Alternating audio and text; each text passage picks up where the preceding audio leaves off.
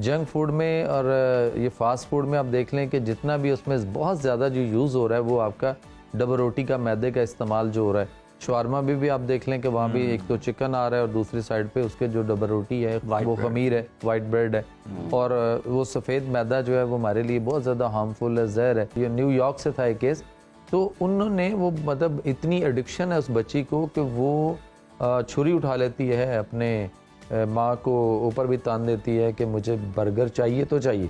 मुर्गी और है, चिकन और है। कहती वो कैसे? मैंने कहा चिकन वो है जिसके पीछे एक छोटा सा बच्चा मतलब कुछ महीने का क्रॉलिंग जो करता है, बच्चे को भी छोड़ दें तो वो क्रॉलिंग करता हो, ये चिकन को पकड़ लेगा। मैं कहा मुर्गी बेटा वो है जिसके पीछे आप क्या करते हो? कहते मैं यूनिवर्सिटी के स्टूडेंट हूँ। तो मैंने कहा पूरी यूनिवर्सिटी के सारे बच्चे उसके पीछे लग जाएं, वो पकड़ी ना जाए, वो मुर्गी है और प्रोटीन उसमें है, प्रोटीन उसमें है। इसमें कहां से प्रोटीन आ गई ना? अच्छा। अगर वो उसके अंदर प्रोटीन होती तो वो अपनी टांगों पे ना खड़ी होती। नाज़रीन, प्रोग्राम में आगे बढ़ेंगे और बात करेंगे सेहत की। तो वक्त के साथ साथ जहां टेक्नोलॉजी ने तरक्की की है, वहीं हमारी तर्ज जिंदगी भी मुकम्मल तौर पर बदल गई है। सहूलतों की भरमार ने हमें फास्ट फूड, फ्रीज शुदा खानों और जल्दबाजी में तैयार करने वाले गैर मुतवाज़न पकवानों का आदी बना दिया है, जो अब हमारी रोज़मर्रा ज़िंदगी का मामूल बन चुके हैं। लेकिन क्या हमने कभी ये सोचा है कि आसानियाँ दर हकीकत हमारी सेहत के लिए कितनी नुकसानदेह साबित हो रही हैं?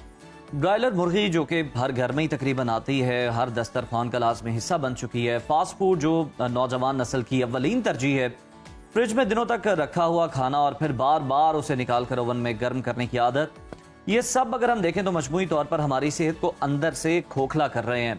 ये रवैये कई खतरनाक बीमारियों की जड़ बनते जा रहे हैं, जिनके असरात आहिस्ता आहिस्ता जाहिर होते हैं, लेकिन नताइज इंतहाई संगीन होते हैं। इसी पर आज हम डिस्कशन करेंगे। हमारे साथ मौजूद हैं नेचुरोपैथी के एक्सपर्ट जमील अहमद मेहरवी साहब। डॉक्टर साहब खुशामदीद कहते हैं आपको प्रोग्राम में। सर, आजकल सबसे पहले तो हम बात करेंगे फास्ट फूड को डिस्कस करेंगे, क्योंकि बच्चों और नौजवानों में ये बहुत आम हो चुका है, बड़ा पसंदीदा उनका। ये किस तरह से जिस्मानी और जहनी सेहत मुतासर कर रहा होता है खाने वालों की? बहुत शुक्रिया सर, बड़ा अच्छा टॉपिक है आज का आपका। और ये इस कदर हमारे मेंटल हेल्थ को जो है वो डिस्टर्ब कर रहा है, बल्कि मैं ये कहूँगा कि due to digestive disorder is a mental disorder. ये जो खुदकुशियाँ हो रही हैं ना, अचानक हमें पता चलता है कि बड़े अच्छे ऑफिसर्स तक जो है वो अपने आप को उन्होंने बिल्कुल कुछ प्रॉब्लम कर ली अपने साथ और वो दुनिया से चले गए, कंट्रोल नहीं रहा। तो उसकी वजह जो हमारे यहाँ ये जो फास्ट फूड है ना, सारे का सारा जंक फूड और फ्रोज़न फूड, जंक फूड में और ये फास्ट फूड में आप देख लें कि जितना भी उसमें बहुत ज़्यादा जो यूज़ हो रहा है वो आपका डबल रोटी का मैदे का इस्तेमाल जो हो रहा है। शवारमा भी आप देख लें कि वहाँ भी एक तो चिकन आ रहा है और दूसरी साइड पे उसके जो डबल रोटी है वो खमीर है, वाइट ब्रेड है और वो सफ़ेद मैदा जो है वो हमारे लिए बहुत ज़्यादा हार्मफुल है, जहर है। और एडिक्शन इस कदर हमारे बच्चों को इसकी होगी हुई है कि मैंने पिछले दिनों एक केस देखा है, वो कैलिफोर्निया से था मेरे पास, सॉरी ये न्यूयॉर्क से था एक केस।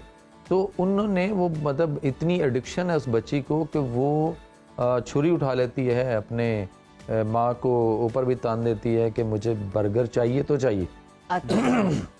यानी इस कदर बच्चों की, बड़ों की, सबकी एडिक्शन होगी हुई है। और उसके अंदर भी ऐसी कुछ चीज़ें हैं जिस पे हमें रिसर्च करने की ज़रूरत होगी कि उनके अंदर ऐसी क्या चीज़ें पाई जा रही हैं जो मतलब ये मंशियात की तरह से एक जो है ना वो ये शक्ल इख्तियार कर गया हुआ है। फास्ट फूड जितना भी स्पेशली है वो खास तौर पे कि जो बच्चे उस पर लग गए। अच्छा, मुझे ये बात बताइएगा, आपकी मौजूदगी का फ़ायदा उठाऊंगी। जिस तरह कहा जाता है प्रोटीन लें, चिकन खाएं, ग्रिल करके खाएं। अब एक सोच की बात है कि एक ब्रॉयलर मुर्गी जो बैठे हुए खुद नहीं खड़ी हो पाती और वो एक के ऊपर दूसरी बैठी होती है, उनको होश नहीं होती और वो मदहोश ही लग रही होती है, मतलब एक्टिव चिकन नहीं कह सकते आप उनको। वो किस तरह आपको एनर्जी प्रोवाइड कर सकते हैं? एक तो आपका खुद भी माइंड काम करता है, सेकेंडली कि जो एडिक्शन की बात कर रहे हैं फास्ट फूड से रिलेटेड, क्या है, किस तरह अपने बच्चों को इससे प्रिवेंट कर सकते हैं? देखें, बच्चों को हमने पैदा किया है, बच्चों ने हमें पैदा नहीं किया। ये बात हमें ज़हन में रखनी चाहिए ना। माएँ बड़े आराम से कह देती हैं कि नहीं जी बच्चे नहीं सुनते। बच्चे अगर बच्चे आज आपकी ये छोटी सी बात नहीं सुन रहे तो बड़े होने पे आपकी और बातें कहाँ से मानेंगे, कहाँ सुनेंगे ना, फिर मसाइल पैदा होंगे। सही। सो अब अगर इसको हम अगर देखते हैं तो वहाँ पे भी ये ब्रॉयलर बात आपकी ठीक है कि जो अपनी टांग पे खड़ी नहीं होती। मैं एक दफ़ा एक पेशेंट मेरे पास फैमिली बैठी तो मैंने उसे देखा तो मैंने कहा जितने आपके वो चेहरे पे पिंपल्स और हार्मोनल इश्यूज हैं, मैंने कहा आप चिकन खाना छोड़ दें। तो कहती फिर क्या खाऊं? मैंने कहा मुर्गी खाएं। तो मुझे कहती हैं मुर्गी खाएं, तो मुर्गी भी तो अंकल चिकन ही होती है ना। मैं कहा नहीं, मुर्गी और है चिकन और है। कहती वो कैसे? मैंने कहा चिकन वो है जिसके पीछे एक छोटा सा बच्चा मतलब कुछ महीने का क्रॉलिंग जो करता है, बच्चे को भी छोड़ दें तो वो क्रॉलिंग करता हो, ये चिकन को पकड़ लेगा। मैं कहा मुर्गी बेटा वो है जिसके पीछे आप क्या करते हो? कहते मैं यूनिवर्सिटी के स्टूडेंट हूँ। तो मैंने कहा पूरी यूनिवर्सिटी के सारे बच्चे उसके पीछे लग जाएं, वो पकड़ी ना जाए, वो मुर्गी है। और प्रोटीन उसमें है, प्रोटीन उसमें है। इसमें कहाँ से प्रोटीन आ गई ना? अगर वो उसके अंदर प्रोटीन होती तो वो अपनी टांगों पे ना खड़ी होती। बिल्कुल। तो इश्यूज उसके अंदर जो है ना वो बहुत सारे इस तरह से आ रहे हैं। इवन यहाँ तक कि जो इस वक्त पहले इसको जो स्टीरॉइड दी जाती थी, अब वो स्टीरॉइड का अल्टरनेट जो निकल आया वो आया है। अब इसको जो है ना वो इंजेक्शन लगाए जा रहे हैं ईस्ट्रोजन हार्मोन के, इस मुर्गी को। Oh my God. और ये ईस्ट्रोजन हार्मोन जो इंजेक्शन की सूरत में उसको लगाया थोड़ा जाता सा है, बताते चले नाजरीन को ये क्या है। और वो ईस्ट्रोजन हार्मोन जो है वो हमारे यहाँ हमारी बॉडी के अंदर मेल और फीमेल में दोनों में हमारी बॉडी के अंदर भी ईस्ट्रोजन हार्मोन होता है। तो जब हम ये इनटेक करेंगे, मुर्गी को खाएंगे, तो ईस्ट्रोजन हार्मोन जो उससे आ रहा है, जो उसको वो बॉडी बिल्डिंग और वेट लिफ्टिंग करने वालों की तरह जो उनको इसको भी फुला रहा है, जो कि ये इस वक्त जो है ना वो 21 दिनों में 22 दिनों में ये 1.5 से 2 किलो एवरेज के साथ तैयार होके आ रही है। और जो नॉर्मल शेड है उसके अंदर 30 डेज में तैयार हो रही है। बिल्कुल। डॉक्टर साहब, मैं आपकी बात को रिलेट करना चाहूंगा। अगर आप मार्केट जाएं और ये चिकन अगर आप खरीदें तो आपको पता चलेगा कि आजकल छोटी मुर्गी आ ही नहीं रही। जी ऐसे ही वहां पे बहस हो रही होती है। वो कहते हैं हमें कोई 1.25 के दरमियान, वो कहते हैं 2 से कम मुर्गी नहीं मिलेगी। क्या करें हम? तो इसको जितना वो हार्मोनल इंजेक्शन थेरेपी इसको जो हो रही है, अब वो वही मुर्गी हम खा रहे हैं और उसका ईस्ट्रोजन हार्मोन जो है वो हमारी बॉडी के अंदर भी जा रहा है। और फिर उससे हमारे ईस्ट्रोजन हार्मोन जो है ना वो प्लस माइनस हो रहे हैं, क्लैश कर रहे हैं। हमारा पूरा एंडोक्राइन सिस्टम, उसके अंदर जितने हार्मोनल सिस्टम है पूरे को हमने दांव पे लगा दिया। और उससे क्या हो रहा है कि हमारी जो बच्चियां हैं उनके अंदर पीरियड्स की एबनॉर्मेलिटी आ रही है, उस चेहरे पे बाल आ रहे हैं। उसके बाद उनकी बालक बहुत जल्दी होना शुरू हो गई हैं।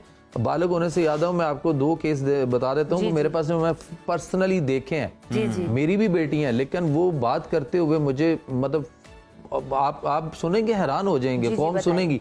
2 बच्चियां मैंने पर्सनली अपने पास अपने देखी है मैंने। एक बच्ची की उम्र जो है वो 5.5 साल और 4.5 साल की उम्र में उसको मेंस्ट्रुअल साइकिल पीरियड आना शुरू हुए। और एक बच्ची उसके बाद आई, उस बात को सुन के आई। मैंने किसी टीवी प्रोग्राम में जिक्र किया तो एक और बच्ची मेरे पास से लेके आ गए वो पेरेंट्स, उसकी उम्र 4.5 साल हो गए थे, 2.25 साल की उम्र में इसको पीरियड शुरू हो चुके थे और माँ उसको प्रॉपर पैडिंग करती है।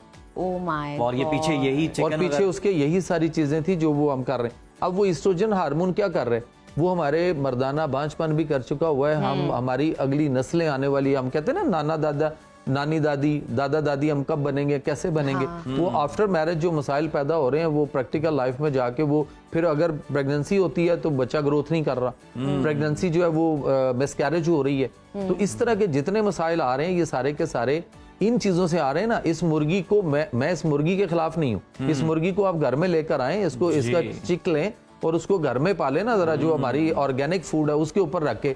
बिलीव मी सर, 1 साल में जाके कहीं ये 1.25 किलो जो लोग ढूंढ रहे हैं ना आजकल, ये 1.25 किलो के करीब एवरेज करेगी गोश्त की। 1 साल बाद भी आप कहेंगे नहीं यार इसको काटेंगे ज़िबा करेंगे तो उसमें गोश्त क्या निकलेगा। एक तो ये इसके अंदर है। दूसरा इसके अंदर सर जो है ना वो जो है वो कार्सिनोजन एक प्रॉब्लम आ रही है इसके अंदर। और वो हम जब इंटेक कर रहे हैं तो वो कार्सिनोजन हमारी बॉडी में लेवल बढ़ रहा है और हमें कैंसर में मुब्तला कर रहा है और हम कैंसर का शिकार हो रहे हैं। हम कहते नहीं अचानक इसको कैंसर पता लग जाए। दूसरे को सुनते हैं कि कैंसर करीबी मालिकान और ब्रायलर एसोसिएशन वाले ना कोई जवाब तो अब वो भी देंगे इस बात पे, आपकी वीडियोस पे, क्योंकि वायरल भी होती है खासी। ये भी एक जवाब आ सकता है जी उनकी तरफ से कि ये किस तरह से मुमकिन है कि इतने बड़े शेड में हर मुर्गी को हम इंजेक्ट करें, तो इसका भी लगे हाथ जवाब। सर मेरे वाला साहब डॉक्टर हैं पोल्ट्री के। 1971 में उन्होंने 1 लाख मुर्गी का फार्म हाउस था उनका उस वक्त में, और 1 लाख मुर्गी अंडा देती थी। 35,000 ब्रायलर जो मुर्गी है वो सर्कल में तैयार होती थी 1971 में। 72 में तो वो मुर्गी तैयार हो चुकी थी, 1 लाख अंडा दे रही थी। तो वो अंडे उस वक्त सारे बाहर जाते थे, वो सारा जो मुर्गी तैयार होके गोश्त उसका, लेकिन 1 साल में वो एवरेज करती थी बड़ी मुश्किल से कोई 850-900 ग्राम वजन उसका गोश्त का आता था। अब उसके बाद जब फीड आई, फीड के प्रोसेस आए तो उसके अंदर ऐसे केमिकल और ऐसी चीजें आई कि मेरे वाले साहब ने वो जो काम था उन्होंने वो 84 से 86 के दरमियान वाइंड अप कर दिया कि इस काम में नहीं जाना, और उसके बाद वो सारा कुछ छोड़कर हम जिस क्राइसिस में और जिस मसाइल से गुजरे वो हमें पता है कि एक इतना बड़ा फार्म हाउस और इतनी जगह और इतना कुछ होने के बाद वो छोड़ दे बंदा, और उसके बाद तो वो पोल्ट्री डॉक्टर थे, और हमें पता है कि इनके अंदर क्या क्या चीजें जो है ना वो आती हैं, क्या चीजें इसके अंदर मौजूद है। आप हम ये सोच रहे हैं, आप देखें कि जो इस वक्त जो लेने जा रहा है ना मुर्गी को किसी फार्म से, यानी सप्लाई लेने जो जाते हैं और वो गाड़ी में सप्लाई लेके आ रहे होते हैं, ये मुर्गियां रास्ते में मरती थी। जब इसको हवा तेज पड़ती है तो ये इतनी ऑक्सीजन लेवल ही नहीं वो कर पाती हैं उसको कि वो उनके फेफड़े काम करें, तो ये रास्ते में मरती थी। तो वो ठंडी मुर्गी के नाम से भी मार्केट में बिकना शुरू हो गई, और सारे शवारमे वाले सस्ता शवारमा जो आया वो अच्छा, अब उन्होंने उसको बचाने के लिए कि ये खड़ी भी होती है, ये भागती दौड़ती बीच में थोड़ा बहुत हिलती थी, एक्टिव भी होती थी, और पर भी उड़ते थे उसके, तो वो गंजी हो जाती थी वहां पहुंचने तक, जब मैं और आप खरीदने जहां जाएं वहां तक। तो अब इन्होंने क्या किया कि उसको 4 डिफरेंट किस्म के एंटीबायोटिक्स हैं जो वहां पे उनको एंटीबायोटिक सप्लाई की गाड़ी चलती है, उन्हें पता है कि इन्होंने रात को पहुंचना है, तो उससे पहले शाम को वो पूरे उनको सारों को वो एंटीबायोटिक्स दिया जाता है, और वो 3rd generation high potency antibiotic है। उससे पता क्या होता है कि ये मुर्गी बिल्कुल ना ऐसे करके पिंजरे में सुस्तुल वजूद, और वो इस तरह बैठी होती है, अगर हम देखें भी हमारी नजर से गुजरने में तो वो आधी सारी की सारी सो रही होती है, आंखें बंद है उनकी। उसको जो एडिक्ट कर दिया गया ना वो हाइपोटेंसी एंटीबायोटिक देके, और फिर आप ये देखें, फिर उसको पिंजरे में आप देखें कि अगर मैं या आप कोई भी शख्स इस वक्त एंटीबायोटिक खाता है